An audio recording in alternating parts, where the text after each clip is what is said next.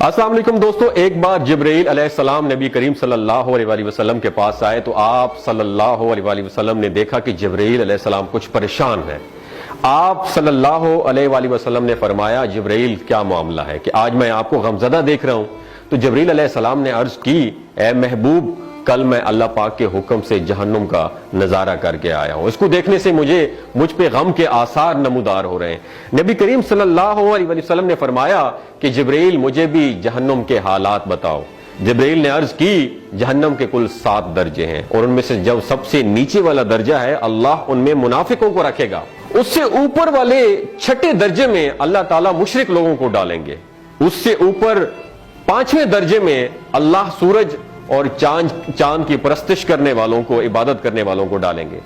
4تھے درجے میں اللہ پاک آتش پرست لوگوں کو ڈالیں گے، اور 3رے درجے میں اللہ پاک یہود کو ڈالیں گے۔ 2 درجے میں اللہ تعالیٰ عیسائیوں کو ڈالیں گے۔ یہ کہہ کر جبرائیل علیہ السلام خاموش ہو گئے تو نبی کریم صلی اللہ علیہ وسلم نے پوچھا، جبرائیل آپ خاموش کیوں ہو گئے؟ مجھے بتاؤ کہ پہلے درجے میں کون ہوگا؟ جبرائیل علیہ السلام نے عرض کیا کہ اے اللہ کے رسول، پہلے درجے میں اللہ پاک آپ کی امت کے گناہگاروں کو ڈالیں گے۔ جب نبی کریم صلی اللہ علیہ وسلم نے سنا کہ میری امت کو بھی جہنم میں ڈالا جائے گا تو آپ بے حد غمگین ہو گئے اور آپ نے اللہ کے حضور دعائیں کرنا شروع کر دی۔ 3 دن ایسے گزرے کہ اللہ کے محبوب مسجد میں نماز پڑھنے کے لیے تشریف لاتے، نماز پڑھ کر حجرے میں تشریف لے جاتے اور دروازہ بند کر کے اللہ کے حضور رو رو کر دعائیں فرماتے۔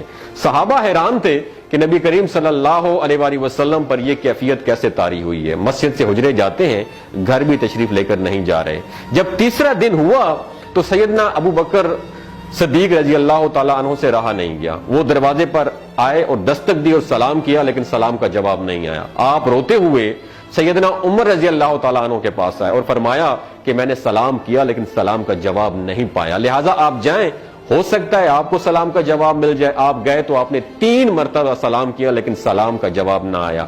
حضرت عمر رضی اللہ تعالیٰ عنہ نے سلمان فارسی کو بھیجا لیکن پھر بھی سلام کا جواب نہیں آیا۔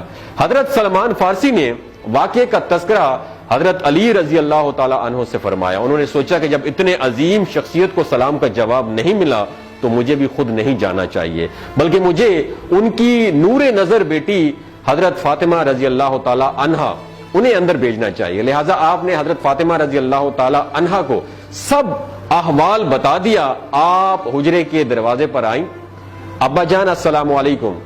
بیٹی کی آواز سن کر محبوب کائنات اٹھے، دروازہ کھولا اور سلام کا جواب دیا۔ ابا جان، یہ آپ پر کیا کیفیت ہے کہ 3 دن سے آپ یہاں پہ تشریف فرما ہیں؟ نبی کریم صلی اللہ علیہ وسلم نے فرمایا کہ جبرائیل نے مجھے آگاہ کیا ہے کہ میری امت بھی جہنم میں جائے گی۔ فاطمہ بیٹی، مجھے اپنی امت کے گناہگاروں کا غم کھائے جا رہا ہے اور میں اپنے مالک سے دعائیں کر رہا ہوں کہ اللہ ان کو معاف کر دے اور جہنم سے بری کر دے۔ اور یہ کہہ کر پھر آپ سجدے میں چلے گئے، رونا شروع کر دیا، یا اللہ میری امت کے گناہگاروں پر رحم کر، ان کو جہنم سے آزاد کر کے۔ اتنے میں حکم آ گیا، وَلَسَوْفَ يُعْطِيكَ رَبُّكَ فَتَرْضَىٰ، اے میرے محبوب غم نہ کر، میں تم کو اتنا عطا کروں گا کہ آپ راضی ہو جائیں گے۔ آپ خوشی سے کھل اٹھے اور فرمایا کہ لوگوں، اللہ نے مجھ سے وعدہ کر لیا ہے کہ روز قیامت مجھے میری امت کے معاملے میں خوب راضی کرے گا، اور میں اس وقت تک راضی نہیں ہوں گا جب تک میرا آخری امتی بھی جنت میں نہ چلا جائے۔ بولتے ہوئے آنکھوں سے آنسو آنا شروع ہو جاتے ہیں بندے کے، جب بندہ سوچتا ہے کہ ہمارا نبی صلی اللہ علیہ وسلم اتنا شفیق اور غم محسوس کرنے والا ہے، اور بدلے میں ہم نے ان کو کیا دیا۔ آپ کا 1 سیکنڈ اس ویڈیو کو دوسرے لوگوں تک پہنچانے کا سورس ہے۔ میری آپ سے عاجزانہ اپیل ہے کہ لا حاصل اور بے مقصد پوسٹیں ہم شیئر کرتے رہتے ہیں، لیکن آج اپنے نبی کی رحمت کا یہ پہلو کہیں ہم سے مس نہ ہو جائے۔